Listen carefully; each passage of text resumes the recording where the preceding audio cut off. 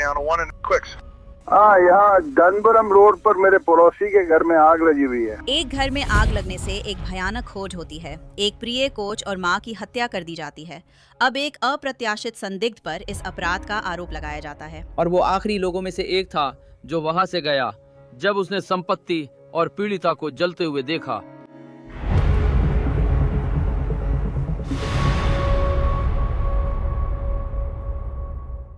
Crime fix में स्वागत है। मैं अंजनेत लेवी हूँ। आज मैं आपके लिए एक रहस्यमय केस लाई हूँ जिसमें सवाल ज्यादा हैं, जवाब कम। एरिका क्रेमर की जिंदगी देखने में बहुत शानदार लगती थी। वह एक प्यारी माँ थी और ओहायो के एंसोनिया में चीयरलीडिंग कोच थी। ये डेटन के उत्तर पूर्व का छोटा गांव है। क्रेमर के फार्म पर वे गोल्डन रिट्रीवर कुत्ते पालती थीं। दुर्भाग्यवश एरिका क्रेमर की परियों जैसी जिंदगी 10 अप्रैल को दुखद रूप से खत्म हो गई। एक पड़ोसी ने 911 कॉल किया। Dark County now. एक। हाँ, यहाँ डनबरम रोड पर मेरे पड़ोसियों के घर में आग लगी हुई है। ठीक है, पता क्या है? मेरा पता है, बस मेरे घर से सड़क पे थोड़ा आगे। मुझे नहीं पता उसका पता क्या है। जाका ये 723 है। संभवतः। हालत कितनी खराब है? हर जगह से धुआं निकल रहा है। मैंने देखा कि घर पर 2 गाड़ियां हैं और कॉल करने की कोशिश की। कोई जवाब नहीं मिला। मुझे नहीं पता कि कोई घर पर है या अंदर। मुझे नहीं पता। ठीक है, आपका नाम? आपका फोन नंबर? हाँ। क्या आपको कहीं आग की लपटें दिख रही हैं? मुझे कहीं आग की लपटें तो नहीं दिख रही हैं, लेकिन हर तरफ से धुआं आ रहा है। ठीक है, हम उन्हें तुरंत वहां भेजते हैं। जब फायर फाइटर्स वहां पहुंचे तो वहां बहुत सारा धुआं था, और मेरा मतलब है बहुत ज्यादा। ऑन सीन 24 वहां मौजूद था जब फायर फाइटर्स इस बड़े घर में आग बुझाने का काम कर रहे थे। आग दूसरी मंजिल पर जल रही थी। शेरिफ ने बाद में बताया कि वहां एक व्यक्ति सबसे अलग दिख रहा था, पैटन बीम, जो एंसोनिया स्वयंसेवी अग्निशमन विभाग की नए स्वयंसेवी अग्निशामक हैं। अभियोजक ने बाद में कहा कि बीम वहां बहुत जल्दी पहुंच गए थे। उनकी मौजूदगी इसलिए खास थी क्योंकि वो लगभग जरूरत से भी ज्यादा जल्दी पहुंच गए थे।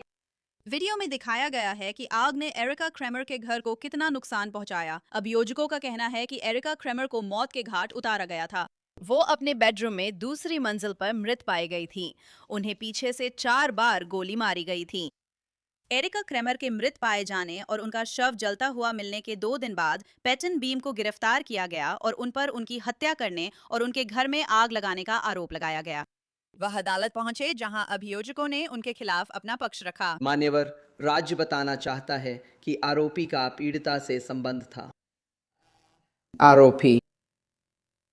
आरोपी पीड़िता को अपनी दूसरी मां जैसा बताते हैं।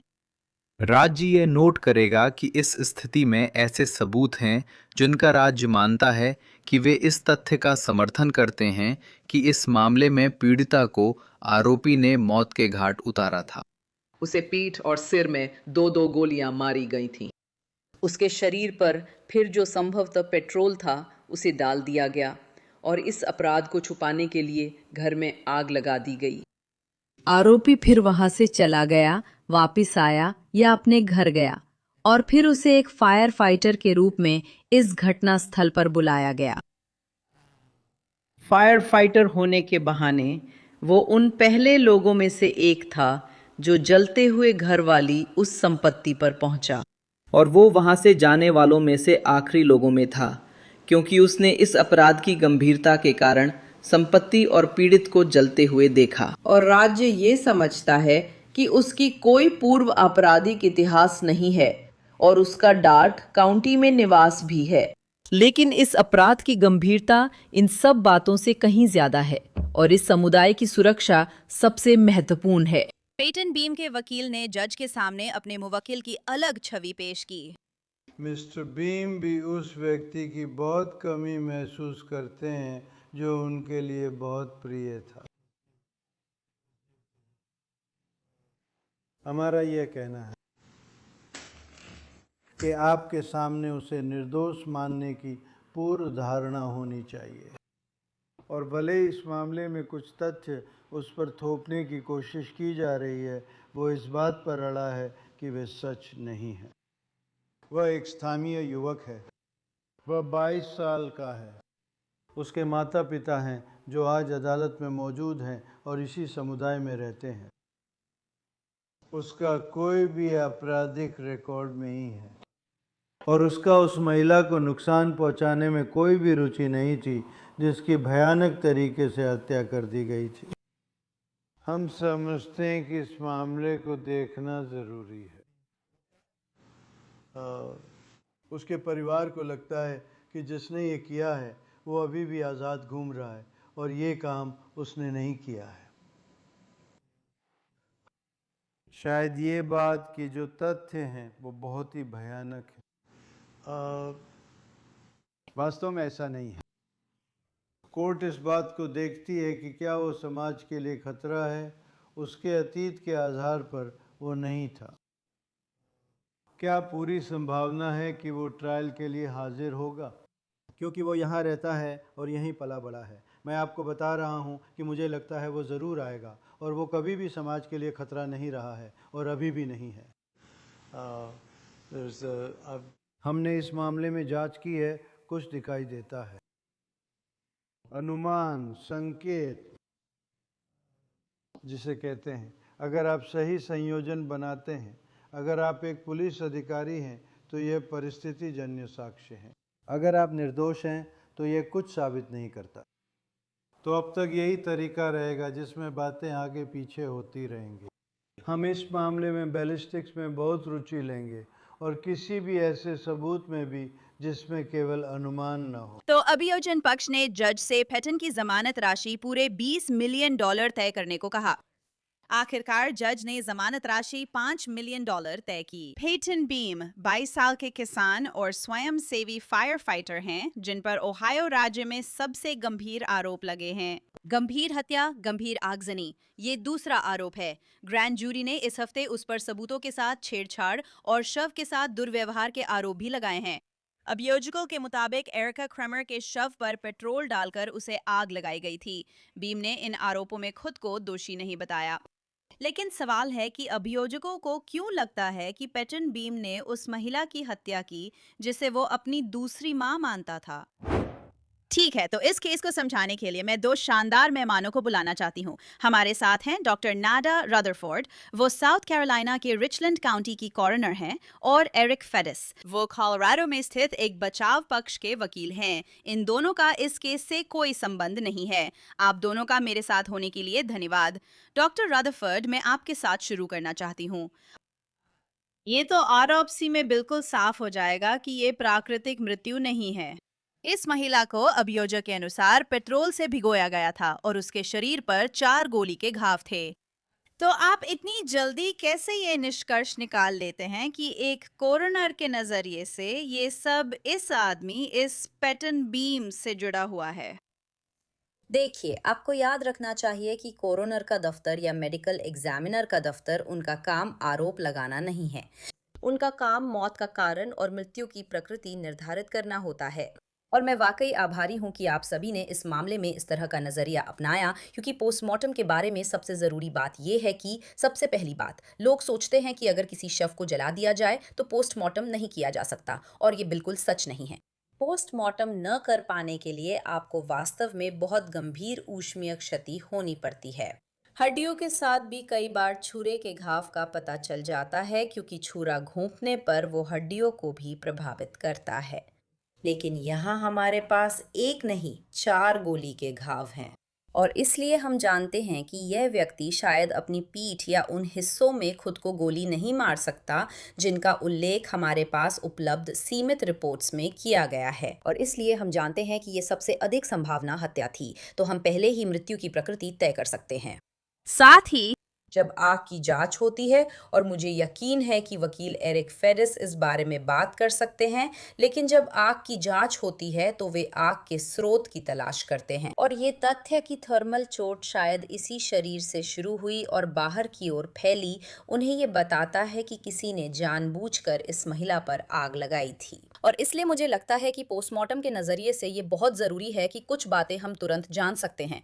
अब उन्होंने इसे सीधे उनसे कैसे जोड़ा, मुझे यकीन है कि वकील फर्डिस इस पर बात कर सकते हैं। हाँ, मुझे यकीन है आप कर सकती हैं। एक कॉरोनर के तौर पर आप अक्सर जांचकर्ताओं से बात करती हैं और बता सकती हैं। मैं मानूंगी काफी जल्दी। क्या आप एक पैथोलॉजिस्ट या पोस्टमार्टम करने वाली कॉरोनर के रूप में ये बता सकती हैं कि कोई आग भड़काने वाला पदार्थ इस्तेमाल किया गया था? क्योंकि पेट्रोल, मेरा मतलब है, ये कोई मजाक नहीं है। इससे आग बहुत तेजी से फैल जाएगी। इससे बहुत ज्यादा नुकसान होगा। हाँ, और हम देखते हैं कि आग कहाँ से शुरू हुई। तो शरीर पर आग कहाँ से शुरू हुई? किसी पर पेट्रोल डालने और उनके पास आग लगने में फ़र्क होता है। और जब आप देखेंगे कि आग का केंद्र बिंदु वास्तव में शरीर पर है, तो आपको बहुत तीव्र तापीय नुकसान दिखाई देगा। आपको पूरी गहराई तक जले हुए घाव दिखेंगे जो हड्डी तक पहुंच जाते हैं।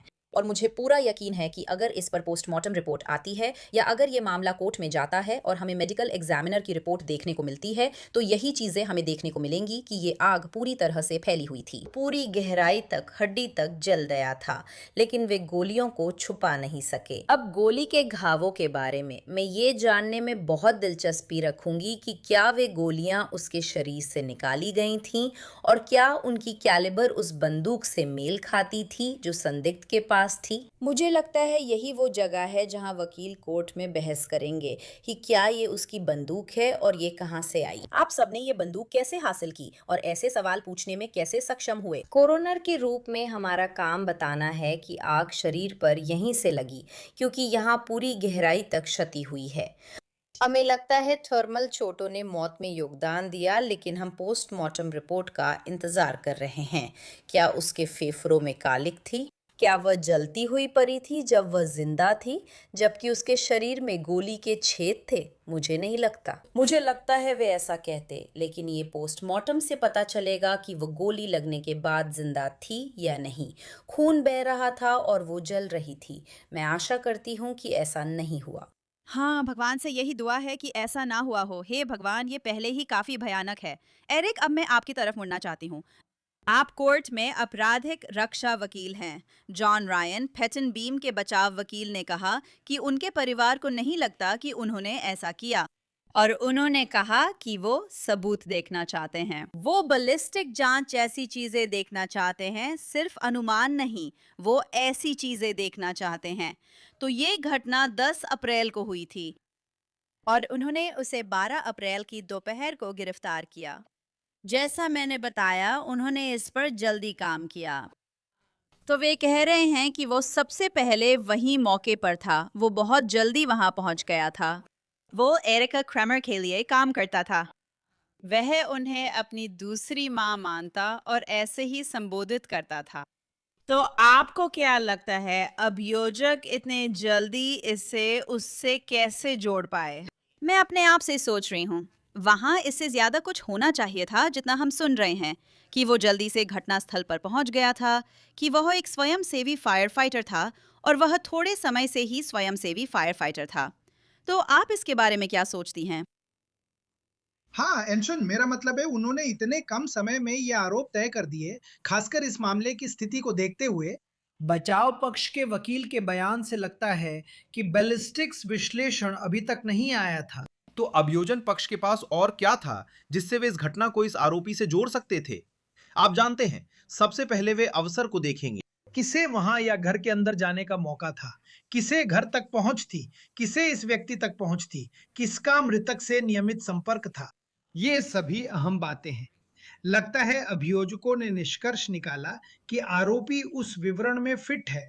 इसके अलावा इस मामले में आरोपी की पहचान से जुड़ी कुछ अनोखी बातें हैं। वो स्वयंसेवी फायर फाइटर है।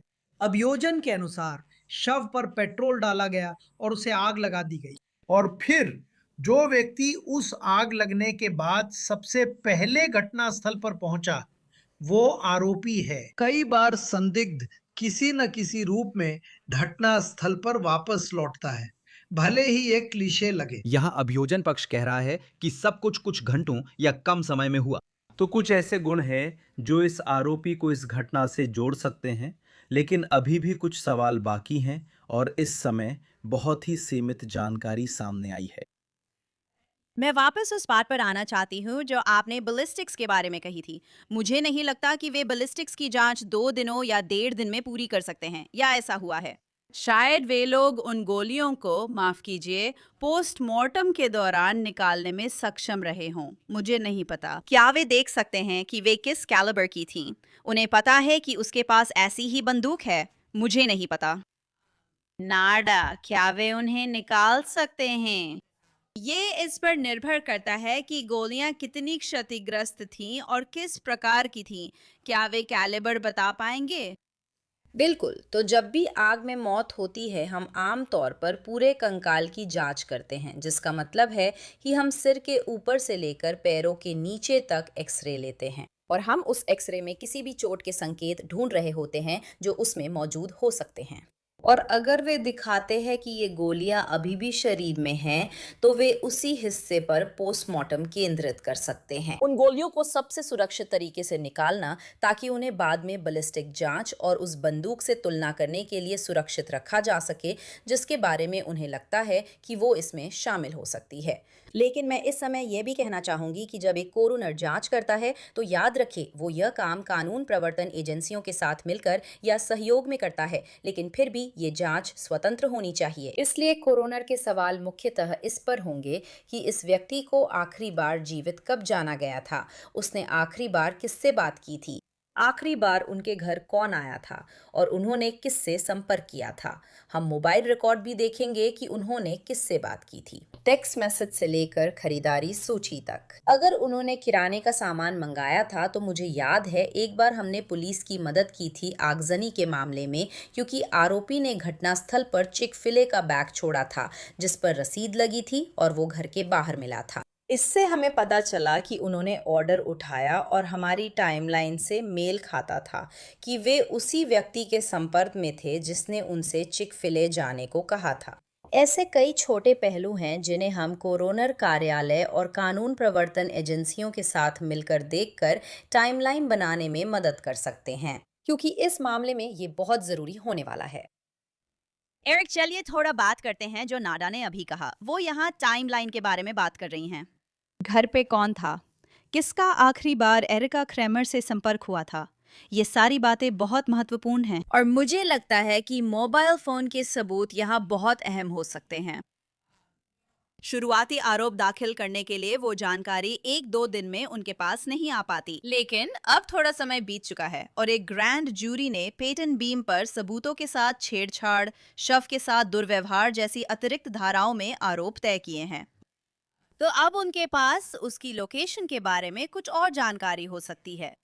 आप इसका बचाव कैसे करेंगी? अगर आप सब कुछ देखें और मान लीजिए कि वही आखिरी व्यक्ति था जिसने उससे संपर्क किया था और वो उस संपत्ति पर अकेला व्यक्ति था, आप इसके साथ क्या करेंगी? देखिए, बचाव के नजरिए से आपको सभी संभावित बचावों की पड़ताल करनी होती है और यह पता लगाने की कोशिश करनी होती है कि क्या इनमें से कोई भी विकल्प लागू हो सकता है। क्या हमें इन बचाव विकल्पों की जांच करनी चाहिए? क्या प्रतिवादी के पास एलिबी है? वह कहीं और था? क्या कोई और व्यक्ति है, कोई गवाह जो इसकी पुष्टि कर सकता है? अगर वही आखिरी व्यक्ति था जो उसके संपर्क में था और घटना के वक्त अकेला वहां था, तो यह मुश्किल होगा। क्या अंदर कोई संघर्ष हुआ था? क्या कोई शारीरिक झगड़ा हुआ था? क्या कोई दुर्घटना हुई थी, जैसे गलती से गोली चल जाना? अब 4 बार गलती से गोली चलना तो बेहद असंभव लगता है। मुझे नहीं लगता कि पीठ और सिर में 4 बार गलती से गोली चल सकती है। लेकिन ऐसा होने वाला नहीं है। तो हाँ, क्या घर के अंदर, जैसा मैंने कहा, कोई झगड़ा हुआ था? क्या आपको लगता है कि बचाव पक्ष किसी और संदिग्ध पर ध्यान दे सकता था? ये सवाल बचाव पक्ष अपने मुवक्किल से पूछकर शुरुआती जांच करेगा। इसमें कोई शक नहीं है। आप जानती हैं यहाँ मकसद क्या है, पर अभियोजकों को मकसद साबित करना जरूरी नहीं। एरिक, मैं समझ नहीं पा रही, हमारे पास पर्याप्त जानकारी नहीं है। लेकिन इस आदमी के बारे में यहाँ तक कि अभियोजक और बचाव पक्ष दोनों कहते हैं कि इस आदमी ने, पेटन ने, एरिका क्रेमर को अपनी दूसरी माँ माना था। दूसरी माँ? तो फिर यहाँ क्या चल रहा है? क्या चल रहा है? हम जानते हैं कि ज्यादातर मामलों में मकसद पैसे, प्यार, लालच जैसी चीजों पर आकर रुकते हैं। तो यहाँ क्या चल रहा है? आप ऐसे ही अचानक किसी को मार नहीं देते। साथ ही मुझे शक हो रहा है क्योंकि चलिए इसे अभियोजक के नजरिए से देखें। यहाँ कोई अभियोजक नहीं है। मैं सोच रही हूँ इस आदमी ने मार्च में वॉलंटियर फायर फाइटर बना था, जैसा कि एंसोनिया वॉलंटियर फायर डिपार्टमेंट ने लिखा। वो एक वॉलंटियर फायर फाइटर है और उसने ये मार्च में किया था। 10 अप्रैल को एरिका क्रेमर मर चुकी है। तो क्या ये संभव है कि उसने ये हत्या की तैयारी के लिए किया था? जैसा कि नाडा कह रही थीं, न सिर्फ उस खास घटना की टाइमलाइन बल्कि उस घटना तक पहुंचने वाली घटनाएं भी बहुत महत्वपूर्ण हो सकती हैं। ये हमें सुराग दे सकती हैं। हम इस जानकारी से जोड़कर समझ सकते हैं कि ये घटना कैसे बढ़ती गई और इस स्थिति तक पहुंच गई। और इसलिए एंजेलेट, अगर इसे अभियोजक के नजरिए से देखें, जैसा मैं भी था, तो आप देखेंगे कि एक ऐसा व्यक्ति जो अभी अभी फायर डिपार्टमेंट में स्वयं सेवक बना था, और फिर आप जानते हैं लगभग 1 महीने से भी कम समय बाद एक शव को पेट्रोल डालकर आग लगा दी जाती है। और फिर देखिए, ये सज्जन सबसे पहले मौके पर वापस पहुंचते हैं, जैसे कि उन्हें पहले से पता था कि वहां आग लगी है या उन्हें पहले से ही वहां वापस जाने की जरूरत महसूस हो रही थी।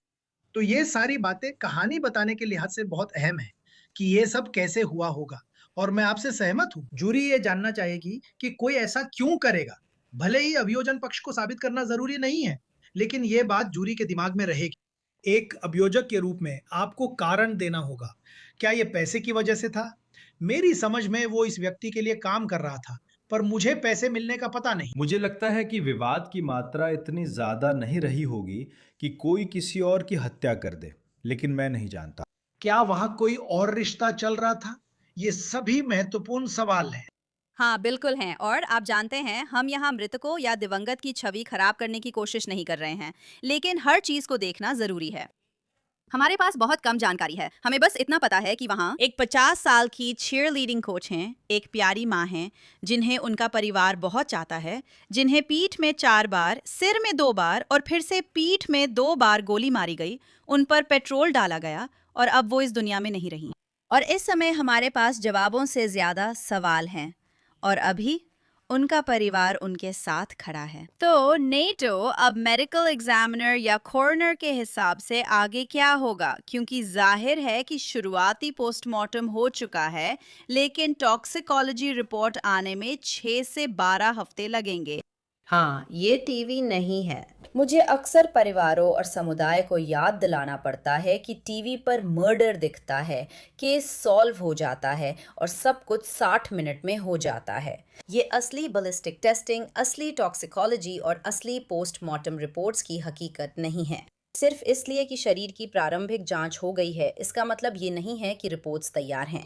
उन्हें अभी भी उन सीन से लिए गए माइक्रोस्कोपिक कैसेट्स को देखना होता है, अंगों के स्लाइस जिन्हें वे देखने वाले हैं। वे उसके फेफड़ों की गहराई से जांच करेंगे ताकि ये देखा जा सके कि उनमें कोई कालिक या कोई गर्मी से हुई क्षति है या नहीं, जिससे ये पता चले कि वो उसके गोली मारने या आग लगाने से पहले जिंदा थी या नहीं। एक बार जब उसने आग लगाई, क्या वह जिंदा जल गई? ये बहुत महत्वपूर्ण होने वाला है, खासकर जब वे उसके खिलाफ और आरोप लगाने की संभावना देख रहे हैं।